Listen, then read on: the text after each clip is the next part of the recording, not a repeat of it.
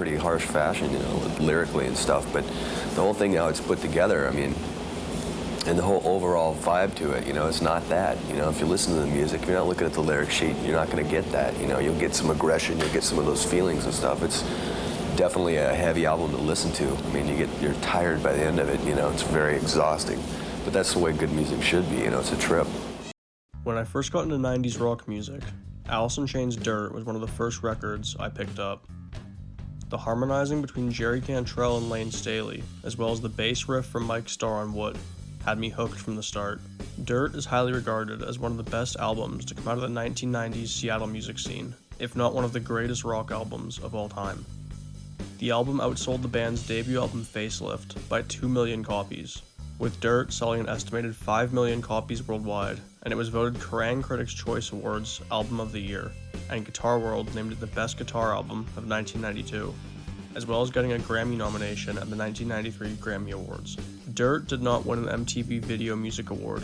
However, the song Wood from the album, which was featured in the soundtrack for the film Singles, did win an MTV Video Music Award for Best Video from a Film. The Wood video was also nominated for an MTV Movie Award for the Best Song from a Movie. It was also included in the 2005 book 1001 Albums You Must Hear Before You Die. Additionally, Loudwire included on their list of best metal albums of the 1990s. Dirt was recorded in 3 different studios: Eldorado Recording Studios in Burbank, London Bridge Studio in Seattle, and One-on-One Studios in Los Angeles. The recording sessions took place between April and July of 1992. Dirt, like many of Alice in Chains' music, covers dark topics such as drug use, depression, and personal battles, straying away from the drinking, partying, and womanizing that was commonly written about in the 80s. In the 80s, that kind of got lost. Bands, just singing about fast cars and leather gloves and all that, I think people maybe got tired of that. And I don't have a leather glove, and I don't have a girlfriend, so I can't write about those things. With Lane Staley's powerful lead vocals and Jerry Cantrell's iconic riffs, let's see what Dirt has in store to offer.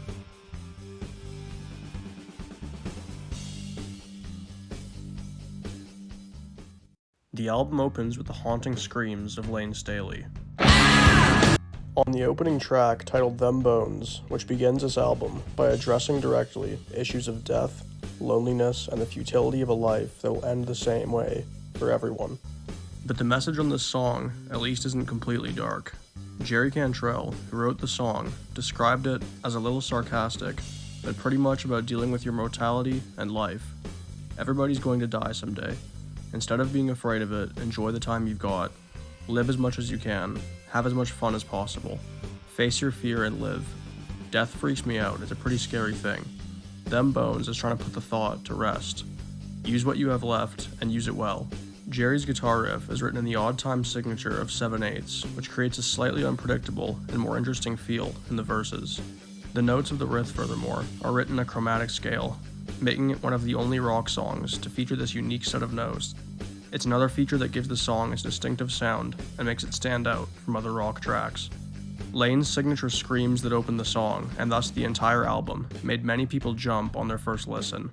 During production, Lane said, "Oh, I hear a little vocal part I want to stick in the song." He then improvised all the screams on the spot. A small detail at the time, but it's hard to imagine the song without it. Track 2 on Dirt has an interesting backstory behind it.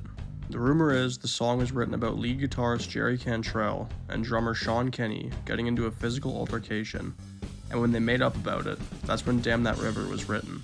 Lane went and put in some lyrics to it too, but Sean wrote all the drums while pissed off. The song became the track Damn That River. Jerry Cantrell seemingly confirmed this is what the song was written about, saying, "It's about a fight I had with Sean. I wrote it about him.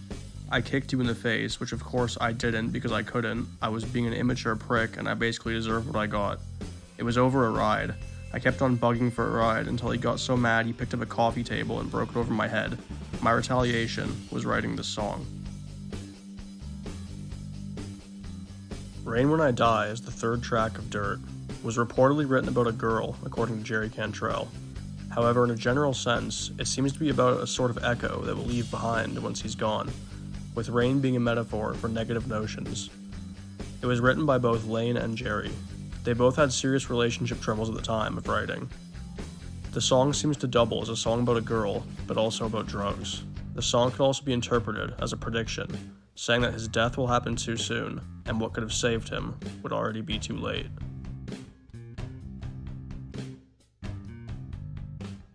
During the recording of Dirt, Lane Staley developed what became known as a signature sound, heavily layering his vocals in the studio by recording 2 or 3 vocal tracks in multiple intervals.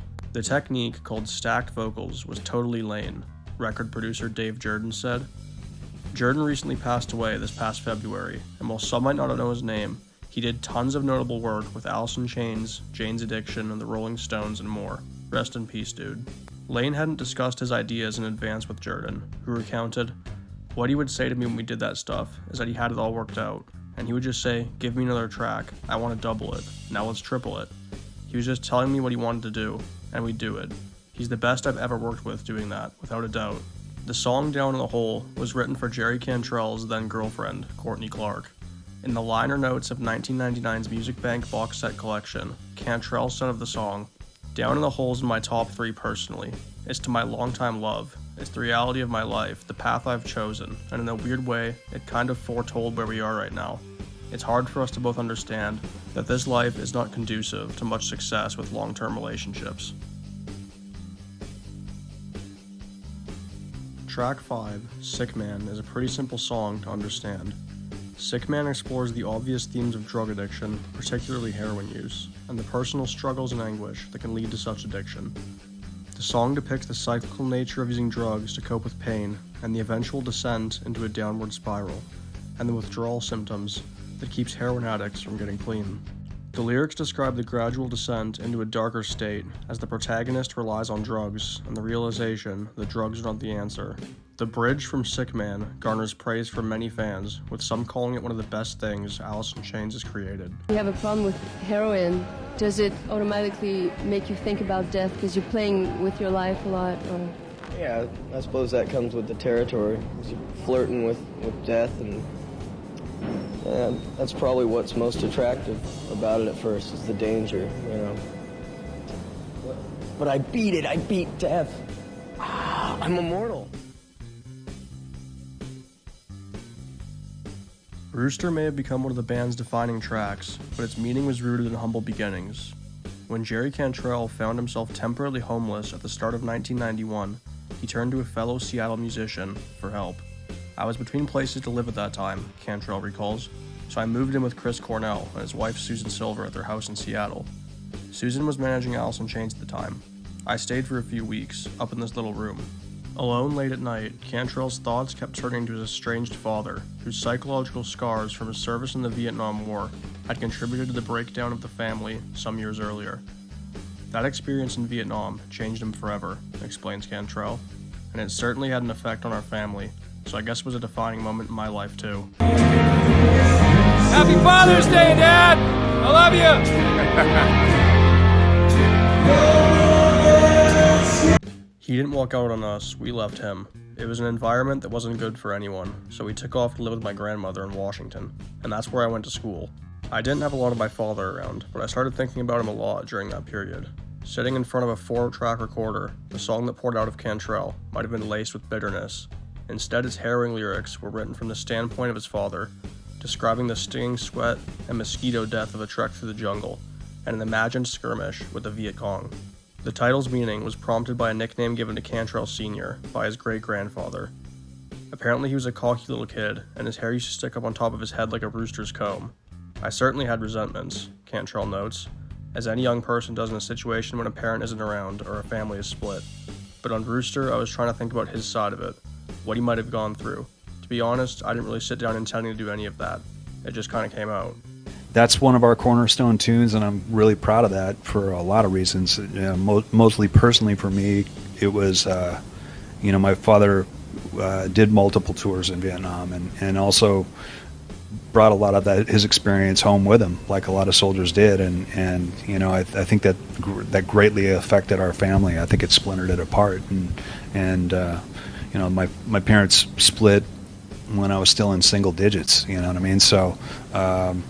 So I didn't really know him that much. You know what I mean? I pretty much was raised by my grandmother and my mother, and we moved in with her mom, and you know, I would see him and stuff, but you know, I had a lot of he wasn't there, and when he was there before, you know, he had issues that he was working through, you know, from his experience and all of that, and that affected us. So, you know, like most kids, you got a problem with your fucking parent, you know. Yeah. And so I did too. You know, I kind of resented him, you know, for not being there and not dealing with it shit.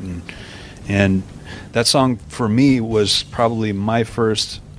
It was me becoming a man and not putting it on him and imagining myself in his shoes, and if I could have done any better. And I realized that I couldn't say that I could. Yeah. I could have even fucking done worse. You know what I mean? So I stopped blaming him. And writing that song, I stopped blaming him, and it was a bridge to me actually taking an active part in trying to understand him and reach out to him, you know. And that was the beginning of us getting back together, and we've been the best of friends since, you know.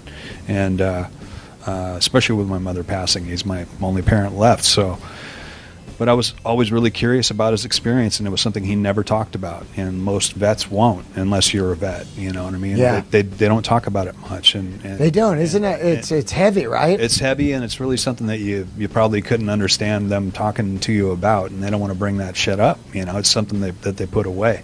So I wrote that song, and I showed it to him. That was one of my prouder moments of having him listen to it and read the lyrics. And you know, we made a great video with Mark Pellington, who was actually he was actually working on a film with his dad called Father's Days. He was like an old Indianapolis Colt who was losing his mind from Alzheimer's. Or Wow. whatever. So my dad and the guys, of course, you know, did the best on it. Lane sang the shit out of that song, you know, and but you know, I remember asking him, you know, if I'd gotten close to the vibe, you know, of being there, or mindset of, and he's like, you got too close. You know? Wow. I'm like, okay, I nailed it, you know, so. Junkhead is another straightforward song. Jerry Cantrell and Lane Staley co-wrote this song. It was their way of expressing their thoughts on drug abuse and how you can't understand the mind of a drug user unless you are one yourself. At first blush, Junkhead seems to glorify drug addiction, but the song's story is more complicated. The sentiments are similar to those expressed in Trainspotting, the Irvin Welsh novel published in 1993. Shortly after the Dirt album was released, the book was the basis for the 1996 cult favorite film of the same name. This association is relevant because it highlights a running theme of the 90s zeitgeist, which was the notion that modern life was meaningless, dull, and defined by mass, mindless conformity. The notion that heroin addiction was a romantic alternative to that vapidness was not uncommon at that time. 1990s movies, books, and music frequently portrayed that alternative. Junkhead is not truly endorsing drug use, though. Throughout his career, Staley was hyper-conscious about never promoting drugs. The song is being sung from the snarky, black humor and sarcasm that characterized 90s youth. Lane came to record vocals for Sickman and Junkhead straight from rehab, so the songs have some personal lessons in there too. The title track from Dirt is about lead singer Lane Staley's fiancée, Demery Perot. Staley never stated this definitively, but his interview with the Canadian metal mag MEAT drops plenty of clues to make it clear. The album cover, I like to refer to it as Revenge. Staley begins laughing hysterically. The song Dirt was written to a certain person who basically buried my ass, so the woman on the album cover is kind of the betrayal of that person being sucked down into the dirt, instead of me. The picture is the spitting image of her, and that wasn't even planned. I was pretty angry about it when I first saw it. She's not happy about it either. It was real eerie. The woman on the album cover is actress and model Mariah O'Brien, who's also on the cover of the Spinal Tap single, Bitch School. She looks very similar to Staley's longtime girlfriend and eventual fiancé Demery Perot. It's known that Perot was upset about the situation because Perot herself was an aspiring model and actress. She was hurt that they chose someone that looked like her, rather than having her do it. This is a sensitive topic, but many believe Perot introduced Staley to heroin.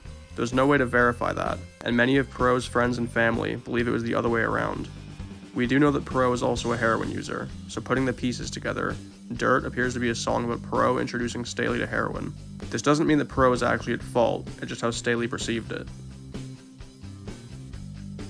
Like much of Dirt, Godsmack is a cold look at heroin addiction. Godsmack comes as part of a set of heroin-related songs on Dirt. That "stick your arm for some real fun" line is black humor and sarcasm.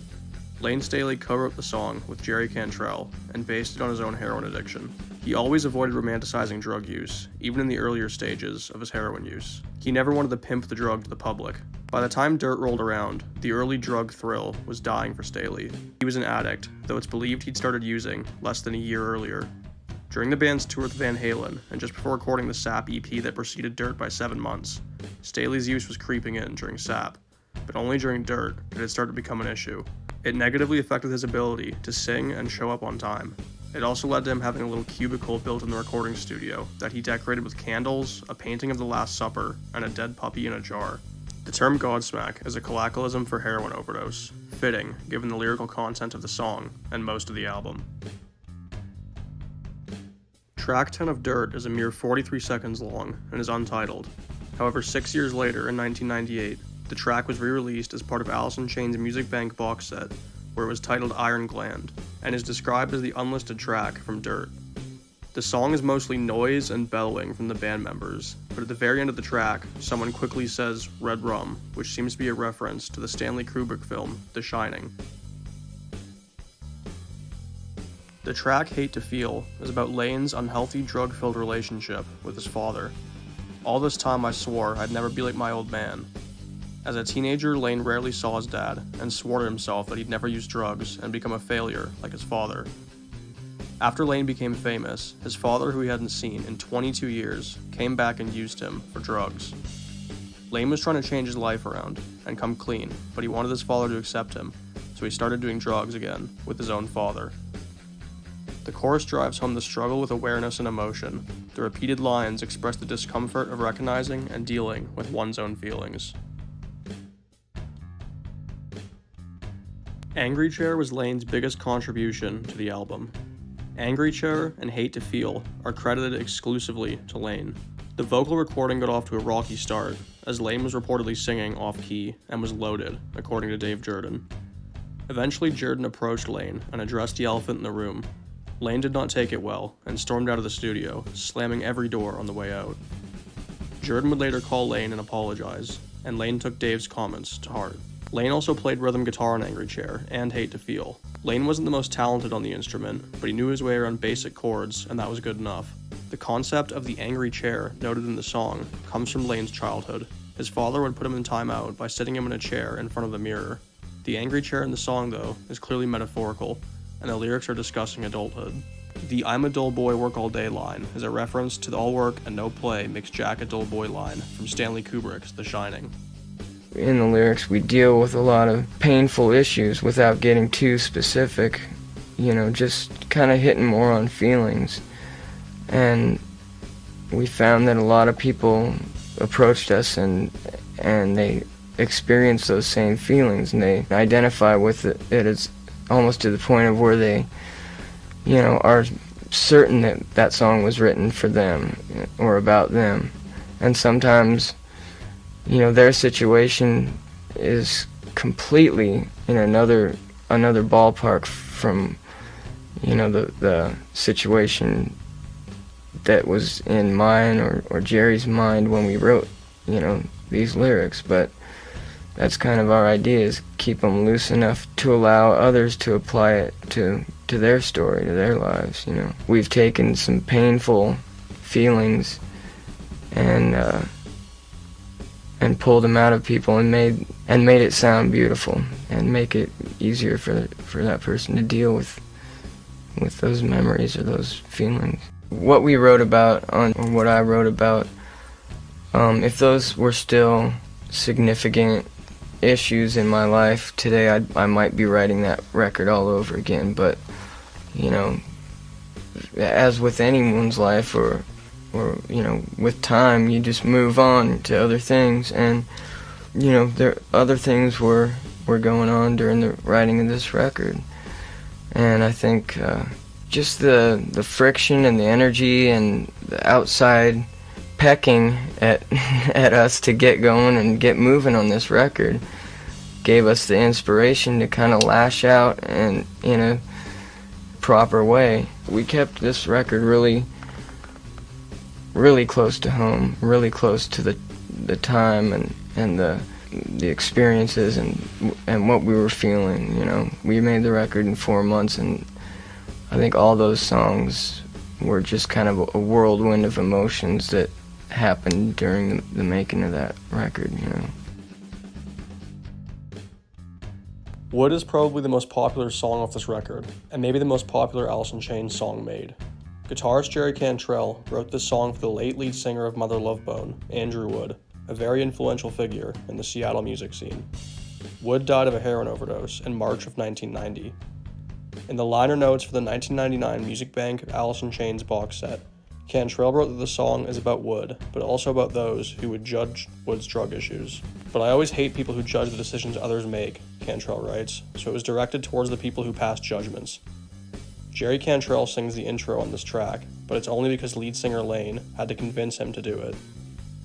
Wood first appeared on the soundtrack to the 1992 movie Singles, where Alice in Chains appeared as a bar band. Overall, Dirt is one of the best albums to come out of the 1990s Seattle music scene, and there isn't one bad or filler track on the album. The album has a much darker and heavier sound than the band's debut album Facelift, and they go on to keep this signature sound for the rest of their career. As for a rating, I'm going to shoot high and give Dirt a very well-deserved 9 out of 10. Dirt came out in 1992 and launched Alice in Chains to unprecedented heights in the rock scene.